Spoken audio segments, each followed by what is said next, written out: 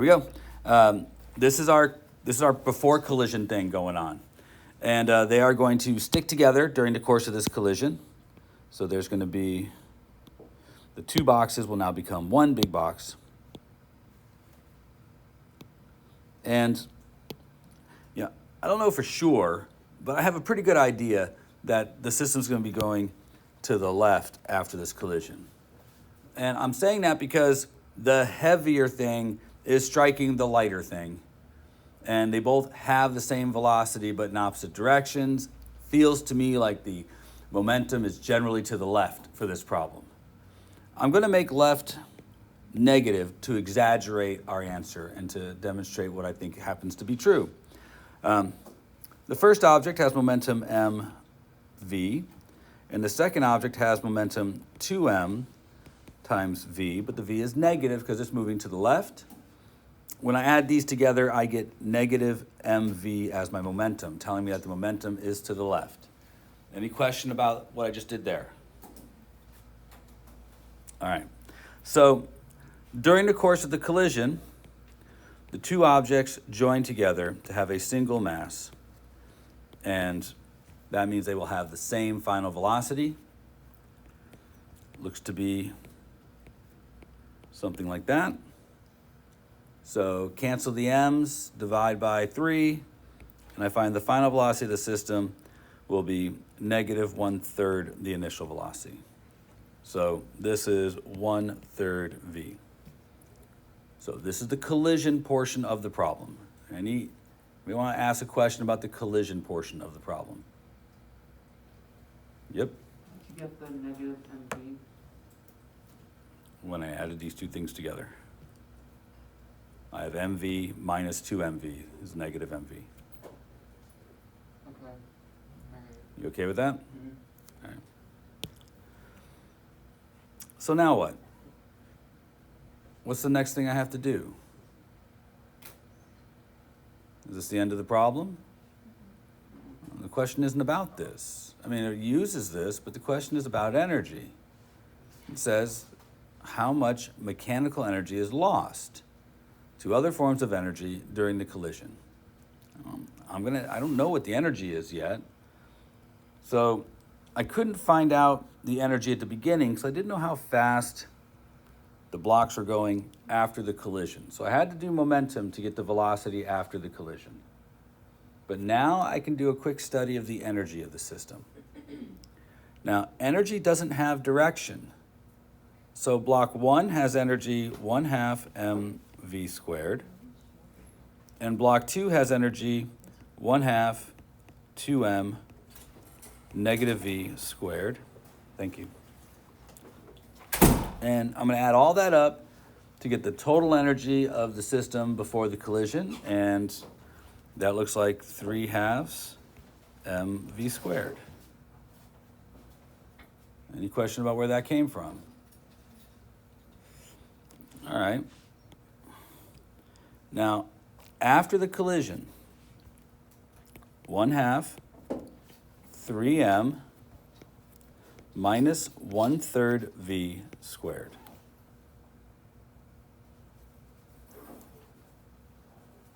Is there any part of that confuses you?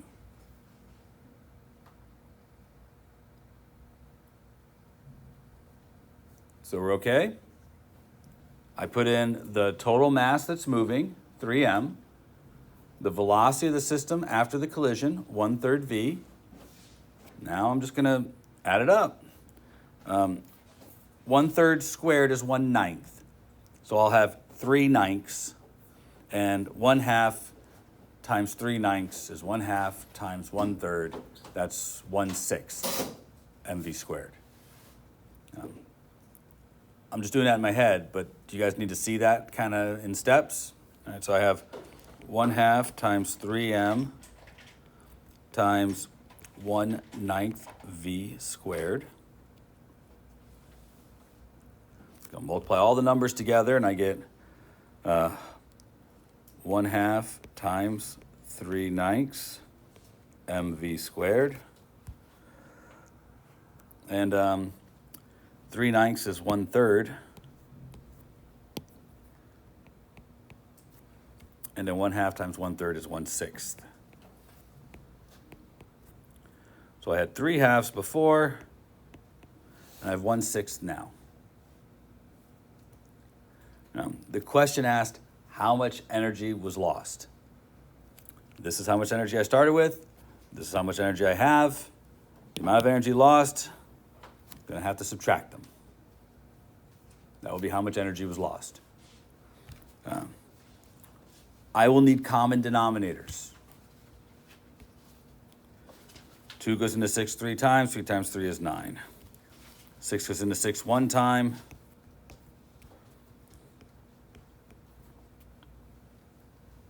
I get 8/6, or 4/3.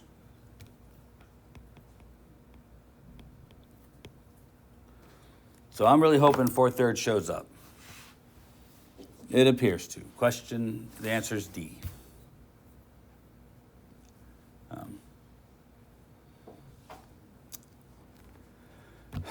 Amount of work here, a little high for a multiple choice. I'd say it's a little high for multiple choice. Even at my best, I don't think I'm looking at 2 minutes there.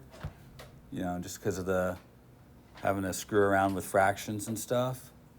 So this might be a little bit outside the boundaries of what could be on a multiple choice test on the FRQs. I'm sorry, on the actual exam. But as a question goes, it has all the properties of a question I think that are appropriate.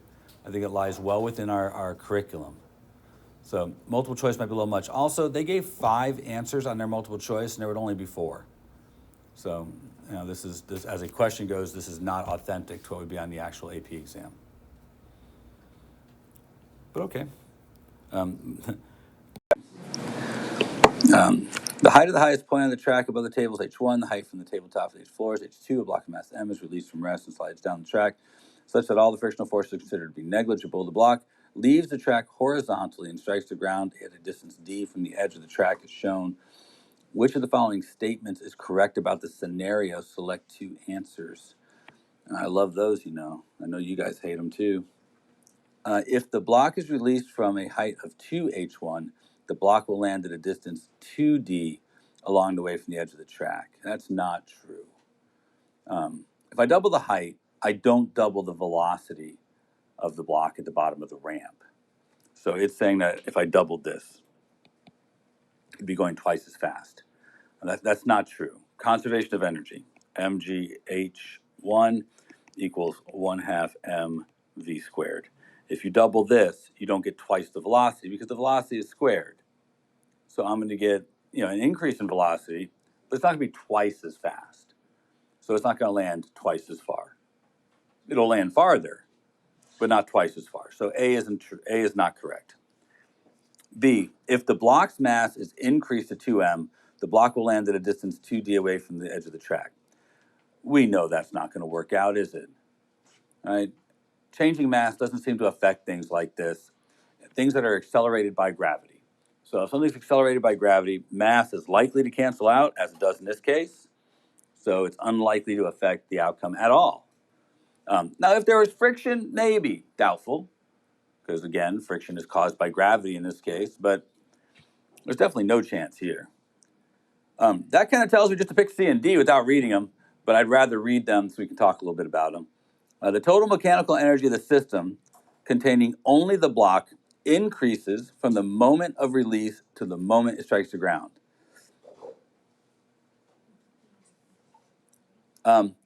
That's a crappy question. And I think a lot of people think that that's wrong because energy is conserved. And there's just 3 words that screw you over here. It says the total mechanical energy of the system containing only the block increases from the moment of release to the moment it strikes the ground. If you don't include the Earth, you can't include potential energy because potential energy is an block Earth system. I think that's a cheat. So if you felt like you shouldn't have chosen C either, they're trying to get you with that one. And I'd be honest with you, they'll do that on the exam, which is why we need to see stuff like that. But potential energy is considered energy between the Earth and the block. and they said the block only. So the only thing that changed about the block is its kinetic energy. And D, the total mechanical energy of the block Earth system remains constant. That's true. So C and D are technically true, but that's kind of a pain. That was rough. So this is question 4, and I'm just saying that because I just started recording again. So for the people who are at home who might want to see this, question 4. Area under the curve is going to give me the impulse, and we know the mass of the car. I'm going to do that part. I'm seeing it right here. If I can find the impulse, I can probably figure out what the change in velocity was, and then I can pick the right set of pictures of little cars here. So the area here is going to be, this part's 2, this is 4, so 1/2, 2 times 4 gives me an impulse of 4. Mass of the cart's 1. So it looks like V final minus V initial is 4 meters per second. So I got to find the pictures of a cart where there is a 4 meter per second change in velocity, and every grid on the little cart thing, arrows there, is supposed to be 1 meter per second. So it looks like A is a possible answer. In picture A, the cart has a 1 unit velocity before, and in the other direction, it's got 3 meters per second. In that direction, that's a change in velocity of 4 meters per second, so that's a good choice. Any question about that choice? Because I've got 3 more to go through. The next possible choice looks like this.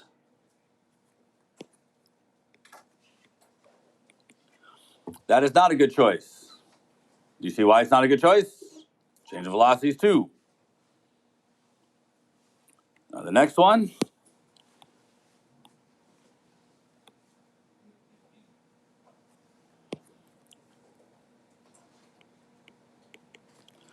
Not a good choice. It's a change of velocity of 3. And last one.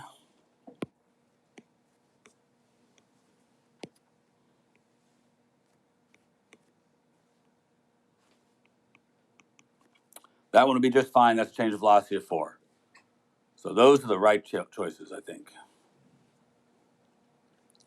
It was really wordy to say that, why the grid thing, I don't know. They could just put the numbers there. It would have been just fine.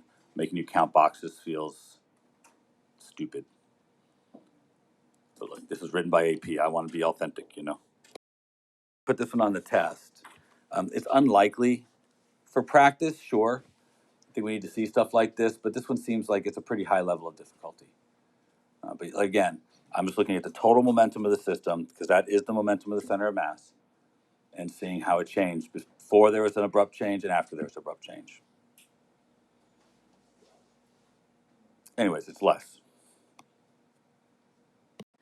And again, I do favor questions that have a graph, and I do so because I think that there's a lot of graphs on the AP exam, and I want to make sure that we've seen lots of different kinds of graphs.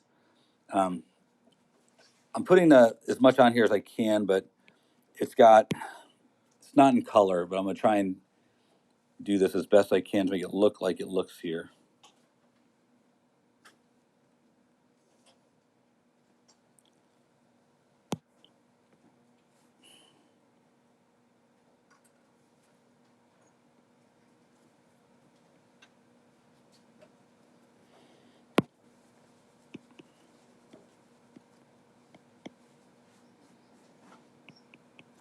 All right, that's what the picture looks like. And it's got some like block 1, block 2, and 1 and 2. It says block 1 of mass M1 and block 2 of mass M2 are sliding along the same line on a horizontal frictionless surface when they collide at time tc. The graph shows the velocities of blocks as a function of time. How does the kinetic energy of the 2-block system after the collision compare with its kinetic energy before the collision, and why? Well, I can tell you right now, it's got to be less. They stick together. This is a perfectly inelastic collision, because they have the same velocity after the collision. That's how I can tell. I can tell that by looking at the fact that the two lines are together. Because it's an inelastic collision, I know the kinetic energy is going to be less. Now, I could probably prove it too. They've given me quite a bit of data to do so, but I can probably prove it. But I don't know if I have to prove it. I am going to point out that cart 1, regardless of its mass, started with a velocity of 4 and now it's a velocity of 1. And in kinetic energy, that's 1/2 mv squared. That 4 squared is really big compared to 1 squared. The other cart had a velocity of -1 and now has a velocity of 1. Its kinetic energy didn't change. Right? -1 squared is still 1, and then 1 squared is still 1. So the kinetic energy of block 2 didn't change. Kinetic energy of block 1 changed a lot. So just looking at the velocities is enough for me to tell that. Now let's read our responses. It is less because the blocks have the same velocity after the collision, so some of their kinetic energy was transformed into internal energy. I don't know if that's really the answer. They do have the same velocity afterwards, yes, but I'm not sure it tells us enough about why the energy is less after the collision than before. It is less because the blocks have velocities in opposite directions before the collision, so some of their kinetic energies cancels. No, that's not how this works. It is the same? No, it is the same. So it's got to be A. A is the only answer that fits because it is clearly less. It's not a well-written answer. I would have liked more. But it says enough. It says because the blocks have the same velocity after the collision, so some of the kinetic energy is transformed into internal energy. I'm going to have to go with that one. It's the only answer that fits the case. But that's, it would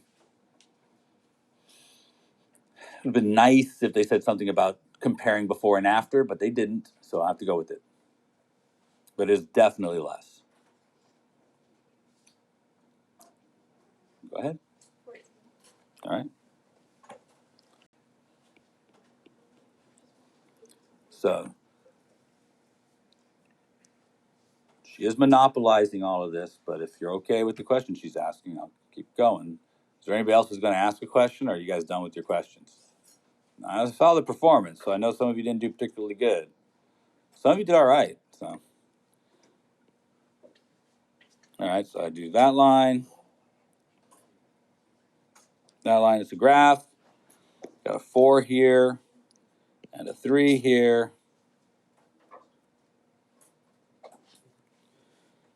And it's got dots. So I don't know if you need me to put dots, but dots, dots, dots, dots, dots, dots, dots, dots, dots. Something like that, but it looks more triangular than that. Okay? And it says force and time. In an experiment, a variable net force is applied to an object. A graph of the net force exerted on the object's function of time is shown. Which of the following experiments could have been conducted to represent the variable net force shown in the graph? It's got specific numbers, and it's got mass and change in velocity. So I think we need to know what the area is here to be able to answer those questions. And 1/2 base times height will give us the impulse. That's where I'm going to go. The impulse is, let's see, it's 3 and 2, so 1/2, 2 times 3, so 3 kilograms meters per second. So I need to find the combination in my answers that gives me 3 kilograms meters per second. I'm just going to look at it. If my choice 1 goes from 2 meters per second to 8 meters per second, that's a change. I'm doing this. Mass times v final minus v initial. They are giving us a mass, a final velocity, and an initial velocity. So the first one is 2 to 8. That's 4 meters per second change, but the mass is 0.2. 0.2 times 4, not enough.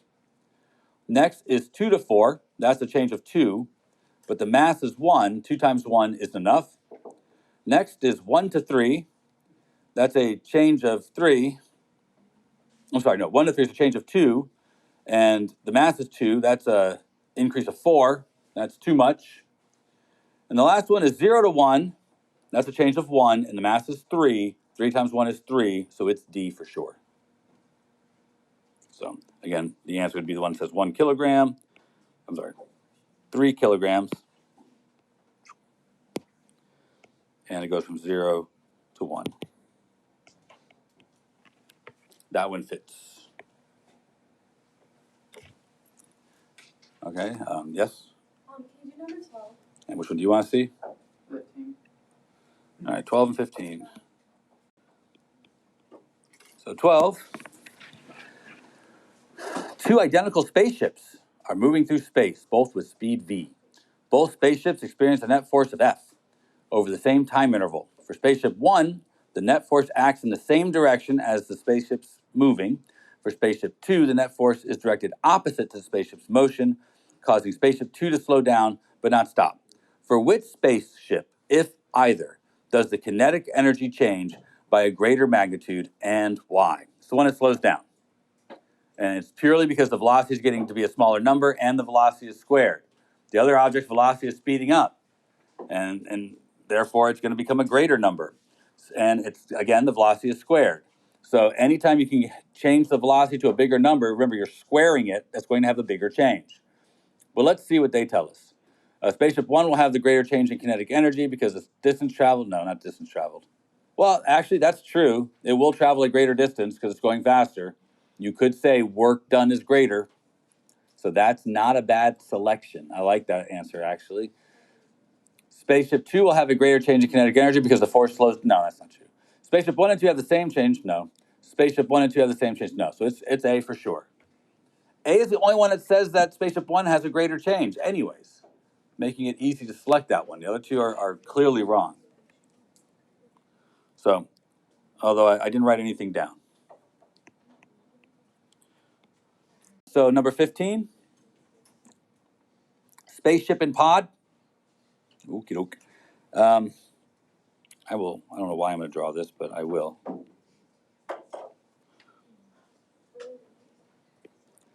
I'm getting the clear idea that the spaceship is bigger than the pod.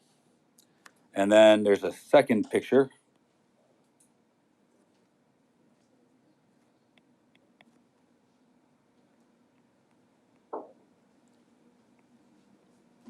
Okay. So, a spaceship and its shuttle pod are traveling to the right in a straight line with speed v as shown in the top figure. The mass of the pod is m and the mass of the spaceship is 6m. The pod is launched and afterwards the pod is moving to the right with the speed vp. And the spaceship is moving to the, vp. And the spaceship is moving to the right with speed vf, which is greater than the original velocity of the ship. As shown in the bottom figure, which of the following is true of the speed of vc, the center of mass of the system, after the pod is launched? Well, center of mass is whatever the momentum of the system is. So I have 6m times v plus m times v, 7mv. That is the momentum of the system. And vc is center of mass. So this vc is the velocity of the center of mass of the system. It's whatever the velocity was when they were joined together. Because they were joined together at the beginning, so that is the velocity of the center of mass. So now I have to choose from all of these. And we are told that VF is greater than VC. So I think just a cursory look, the bottom one, D, VC equals V, is probably the best answer. It's because the system was joined together, so the center of mass was moving at V before the two things separated. And therefore, that has to be the velocity of the center of mass after. Momentum is constant. The momentum of the center of mass doesn't change. So, weird kind of question, but VC is the original velocity that the system had when they were joined together. That's all you have to say. All right. That's a lot of the multiple choices. Not all of them, but many of them. That way, if there's any we did not go over in this class that we went over in first period, you have access to them as well. So number 15. It's talking about spaceship something or other that has a little pod behind it, and the whole thing is moving this way with velocity v. And then after a bit, the spaceship and the pod separate.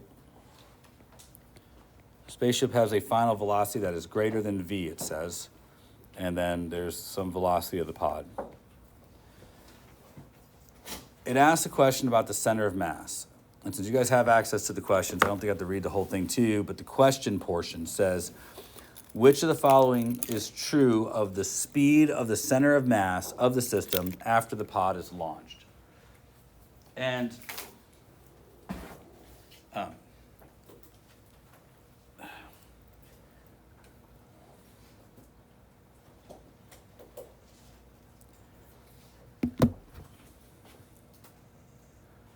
how much of a jerk do you want me to be about this? And I don't mean this rude. And I will no longer try and, play the shame game. I am just suggesting that that's some place to go. If I make questions out of the book, I'm telling you that I respect what the book has to say about that subject. And you should take a look at it. In the case of this question, you should know that when the objects are joined together, before they separate, the velocity of the system is the velocity of the center of mass. Now, if you want this to have any meaning to you at all, you should write that down. If this exercise is supposed to help you, then the thing that you can do to help yourself here is write down things you didn't know. And this example right here, when the two objects are joined together, they have the same velocity. So the velocity of the center of mass of the system must be v.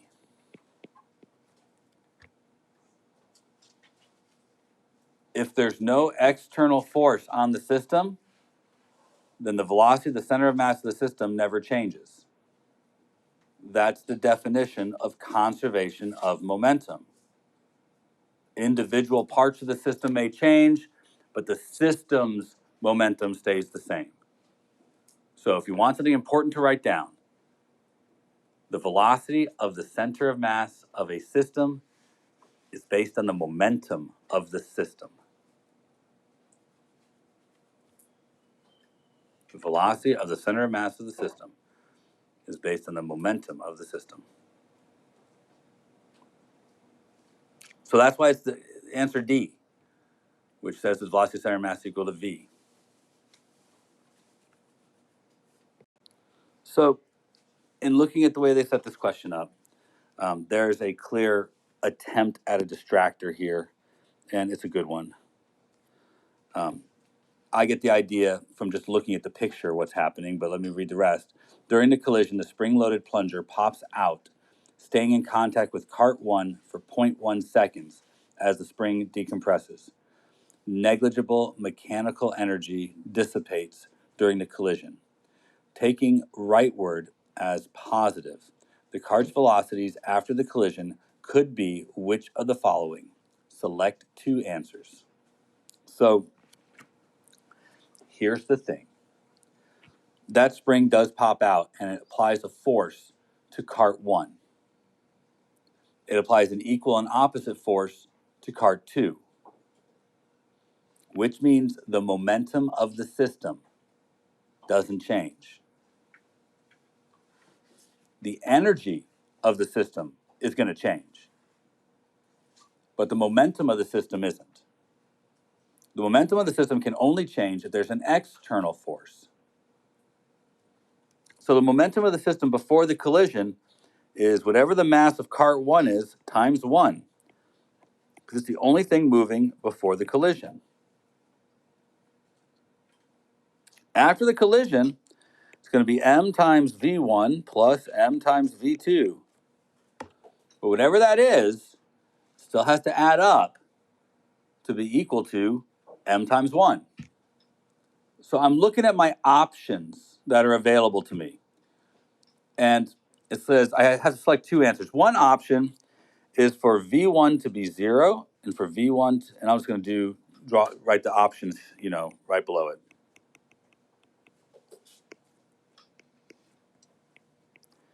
That's option number 1. Option number 2 Option number 3. And option number 4.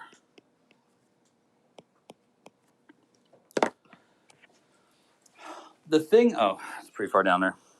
The thing about these options for V1 and V2 is they have to have the same total momentum as before.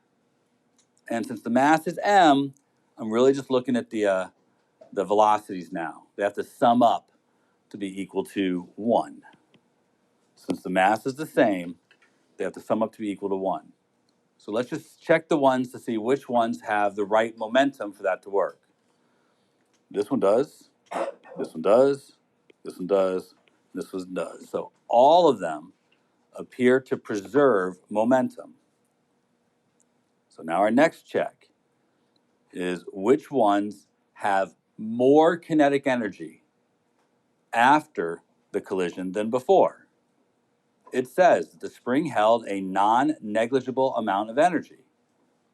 When it was released, it added that energy to the system. So I have to look for systems that have more energy than before. I'm thinking 1/2 mv squared for each object. Well, it is not that one. It has the same amount of energy as before. Right? Before it was 1/2, the energy was 1/2 m1 squared. So that's our baseline. Can't be less than that, which brings me to selection number 2. Selection number 2 is going to be less, right? I square the 0.5s, I get 0.25. Nope. I add both of those together, I get a total of 0.5. That's not enough. So it can't be that one. So it's likely the last 2. I have to choose 2 choices, and I know it can't be the first and second. But just look at this one. When I square this one, even though it's got a negative, when I square it, it becomes positive. So that becomes 0.25. And then 1.5 squared is 2.25. That clearly is going to be more energy than before. So I'm good with that. That's a good choice. And this one for sure. 2 squared is 4. By itself, that one's a lot. And then add the other one. Oh, yeah. So these 2 have more energy than before, but the same amount of momentum. They have got to be the right choice.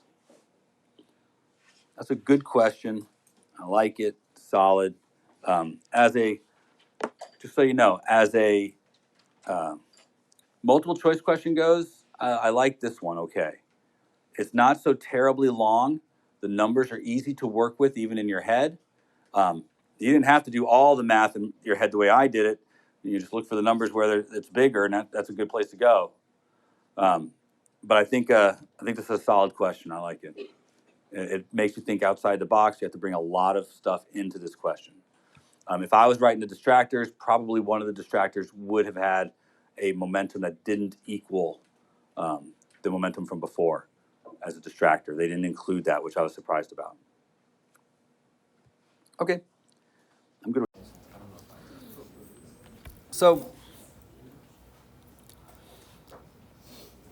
we have these 3 graphs and are asking really, they're saying, these are all scenarios that could work, and are asking which one of these graphs, it says which of the momentum versus time graphs are possible representations of one of the 3 scenarios if the system is closed. So it's actually not a particularly hard question once you understand what they're asking about. There's a lot of distracting information. And ultimately, the first thing you should check here is to make sure that the change in momentums are the same for both objects. So in this particular one, cart X changes 1, 2, from here down to here. That's, it loses 1, 2, 3, 4, 5 boxes of momentum, while cart Y gains 5 boxes of momentum. That's a good one. That'll work because there's equal changes of momentum. In this one, cart X loses 3 boxes of momentum, and cart Y gains 2 boxes of momentum. The change of momentum has to be the same for both objects during a collision. That can't be true. So we're going to have to give that a solid no. In this one, cart X loses 1, 2, 3, 4, 5 boxes of momentum. Another cart gains 1, 2, 3, 4, 5 boxes of momentum. That is the same change in momentum. That is a possible correct answer. Now, they're trying to sync this up with the scenarios too. You'll notice that in scenario 1, it goes with graph 1 because the velocity of cart 1 after the collision is 0. And this 1, 2, has got to be this one because they both have positive velocities after the collision. And this is supposed to be scenario 3 because one's moving backwards after the collision. But scenario 2, no, graph 2 doesn't work. So the only one that's supported here has got to be graphs 1 and 3. And I'm sure that's a selection. Yeah, answer B has got to be right. So, and that's why. It's just about the change in momentum. So as complicated as they made the question out to be, once you got through all the words, it wasn't terrible. A lot of words, though. Stupid words. Okay, next. What? 2.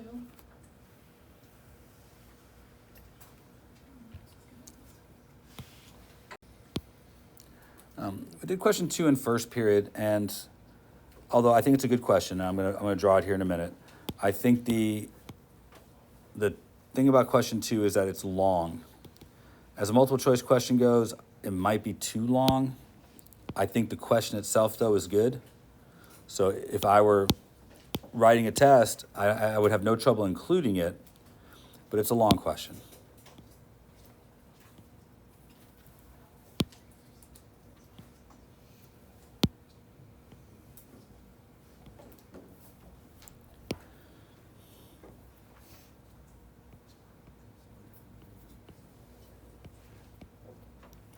All right, so we have a collision, and it looks like this. This is question 2.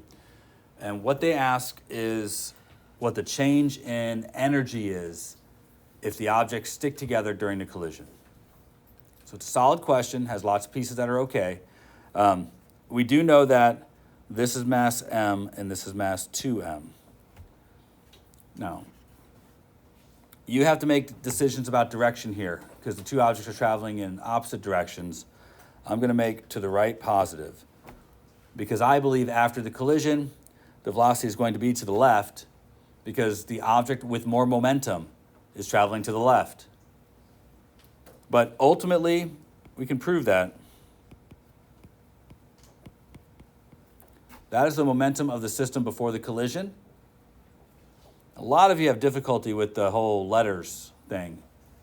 But you're going to have to just understand that the mv is the same for both. So this is 1 minus 2, or negative mv. Enough of an interlude. Back to work.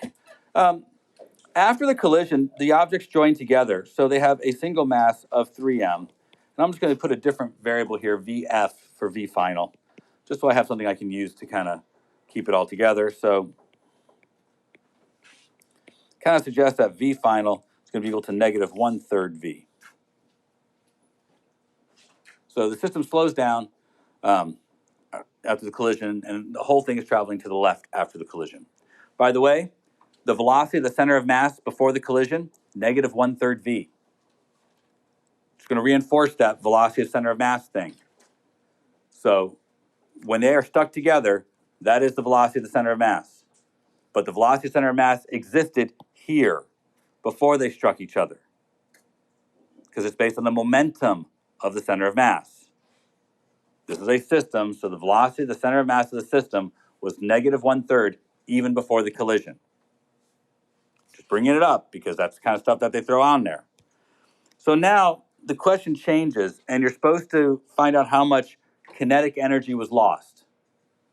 So I have to find out the amount of kinetic energy that there was before the collision, and then compare it with the amount of kinetic energy that there is now. So that's a different question, but I can't do that question until I had the velocity. So you had to do the momentum part first, and now we can do the energy part. The first box has kinetic energy 1/2 mv squared. The second box has kinetic energy 1/2 times 2m times negative v squared. That is the kinetic energy of the system before they collide. Any question about what you see there? The negative is made positive by the squaring of the velocity, and I can't forget the 2 for the mass. So this will be 1/2 mv squared plus mv squared, so 3/2 mv squared is the amount of kinetic energy the system had before the collision. Any question about that? After the collision, 1/2 times 3m times 1/3 negative 1/3 v squared. Negative.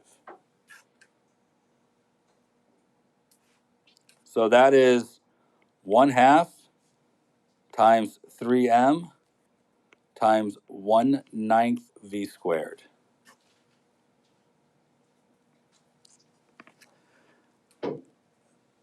Three times 1/9 is 1/3. 1/3 times 1/2 is 1/6. So this is 1/6 mv squared. I just did all the arithmetic. Now, to find the answer, I have to subtract these two. It said how much energy was lost. This is what I started with. This is what I have left. So subtract them to figure out what was lost. And that's just going to be 3/2 mv squared minus 1/6 mv squared. That's 3/2 minus 1/6. I'm doing this very long way because I know some people can't add fractions together. And for you, please don't ever let me catch you adding fractions wrong. I will be merciless. I'll put it up on a bulletin board so we can all see. I have students who will do this. You are my favorites. I love you guys a lot. You notice at the top, you didn't add them together. And the bottom, you did. People do weird stuff when adding fractions together. This isn't even, I don't even know where that is, but what? It makes no sense at all. But you guys do this kind of weird stuff when you add fractions, and I don't know why. So I get common denominators. 2 goes into 6. 3 times 3 times 3 is 9 minus 1/6 mv squared. So 9 minus 1 is 8. 8/6 is 4/3. The answer is 4/3 mv squared. And I think that's a perfectly fine problem. I have no trouble with it. It's a little bit long for multiple choice. So I was asked where 3/2 came from. So let's back up a little bit. Back it up, y'all. So I get 1/2 mv squared here. 1/2 times 2 is just 1, so that's plus mv squared, right? Factor out the mv squared, and I have 1/2 plus 1 mv squared. Get common denominators. So that will be 1/2 plus 2/2 mv squared. Adding my fractions together, they have a common denominator, so I may add them together like fractions. Don't worry, I'm almost done, and it'll be less uncomfortable in a minute. And then 2 plus 1, still 3. So 3/2 mv squared. And trust me when I say you are not the only person who needs to see that, so I'm glad you asked. I guarantee about 6 other people here probably need to see that, based on my experience with students of this age. All right, this has been fun for me. Next. Yes, sir. Question 4. Okay. In the interest of time, I want to go pretty quick on this one. So I think you can all agree with me that whatever this area is has got to be the impulse experienced by the car. So I see a time interval of 2 and a peak force of 4. So 1/2 2 times 4, or a 4 kilogram meter per second. That's got to be the impulse. And they tell me the mass of the car was 1 kilogram. So mv final minus mv initial is 1 times v final minus v initial, which equals 4, telling me the car must experience a change in velocity of 4 meters per second. Okay? So let's get that away. And let's bring these choices up. So here are my choices. We have to find the one that shows a change of 4 meters per second, and they say that one grid represents 1 meter per second. So looking at the first one, -1 to +3, that's a change of 4 meters per second.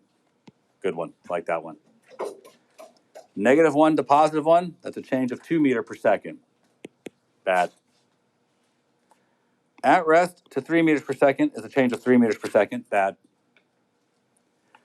1 meter per second to 5 meters per second is a change of 4. That's good.